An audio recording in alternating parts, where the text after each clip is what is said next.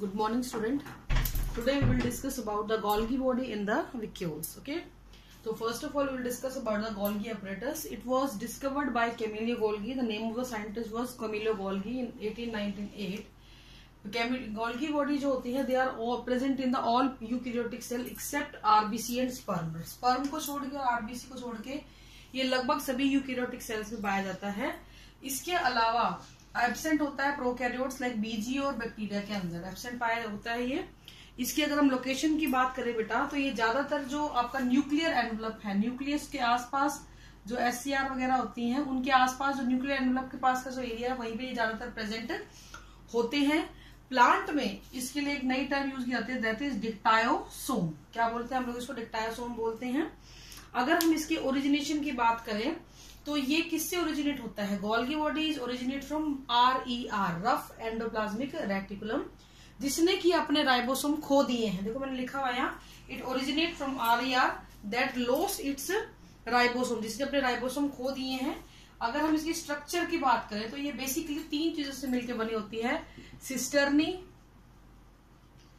Vesicle and tubule. ठीक है, cisternae, vesicle और ट्यूब्यूल, ये तीनों अलग अलग लोकेशन पे मिलते हैं. Like this is the tubule, this is the vesicle. जो राउंडेड शेप आपको मिल रहे हैं, दीज आर द सिस्टर्नी. ठीक है, इनके एंड्स जो होते हैं वो स्वोलन एंड होते हैं, फूले हुए होते हैं.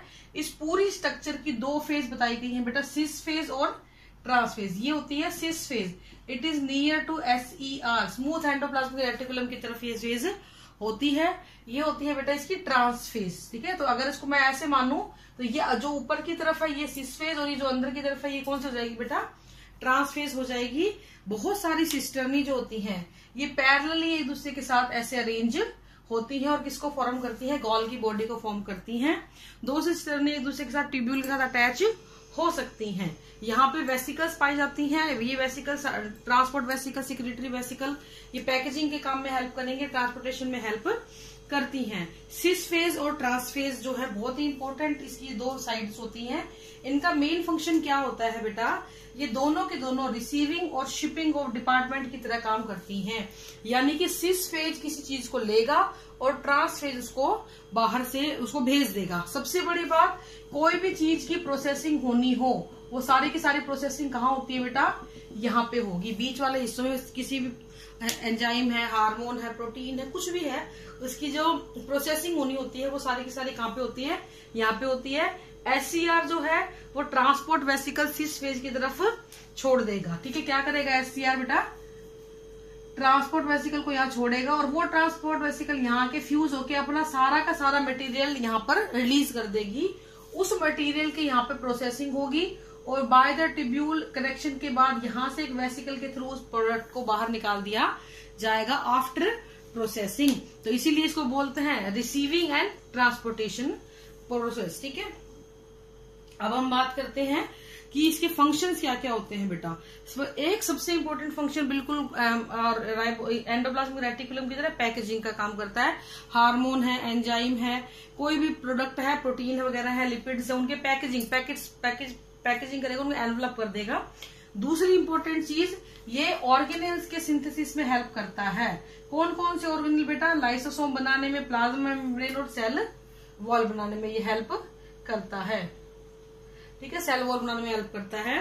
एक्रोसोम के फॉर्मेशन में बहुत ज्यादा इंपॉर्टेंटली गोल्गी बॉडी पार्टिसिपेट करती है. ये एक्रोसोम कैसा होता है मैं थोड़ा सा आपको बता देती हूँ.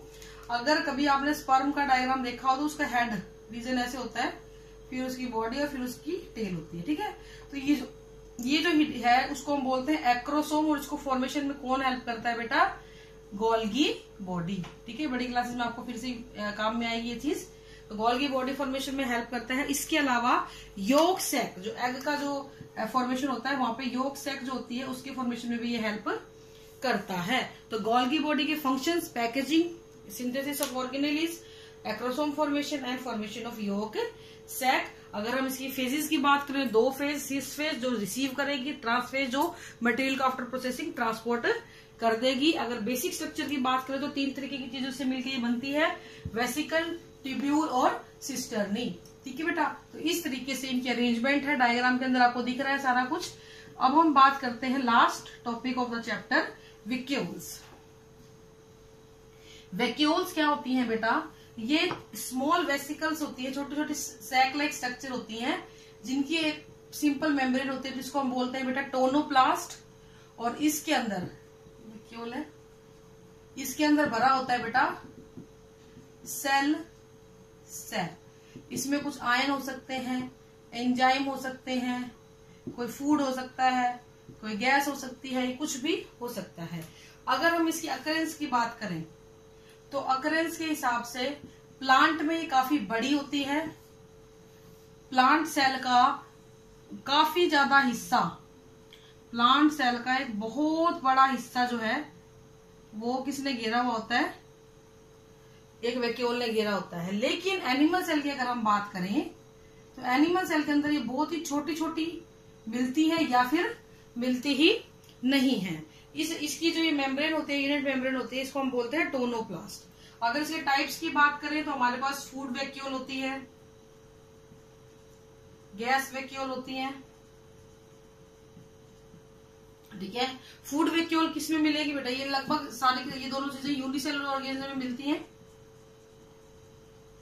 यूनिसेलुलर ऑर्गेनिज्म में क्या होता है बेटा कि ये खाने को लेंगी, आपने पिनोसाइटोसिस फैगोसाइटोसिस पढ़ा है तो उसी तरीके से वहां पे भी हेल्प करती है, तो फूड वैक्यूल बनती है, खाना उसके अंदर आता है।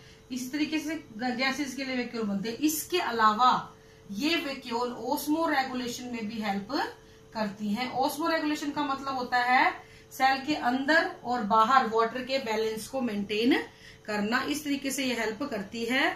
अगर हम ये बात करें इनके अराइज की, कहां से अराइज होती हैं, तो ये मेनली ईआर और गोल्गी बॉडी से अराइज होती हैं, ठीक है। इसके अंदर जो फ्लूइड है उसको हमने क्या बोला है, सेल सैप बोला है। तो फंक्शन इसका क्या करेंगे, स्टोरेज का काम करेगी। स्टोरेज पहला फंक्शन, सेल को शेप देगी, टर्जिडिटी को मेंटेन करेगी, सेल को रिजिड करेगी और ऑस्मो रेगुलेशन में हेल्प करेगी। तो ये कुछ इसके फंक्शन होते हैं, ठीक है बेटा। तो आपका ये चैप्टर जो है ये कंप्लीट हो गया है। इसके बाद हम इसके क्वेश्चंस की डिस्कशन करेंगे। Thank you, have a nice day.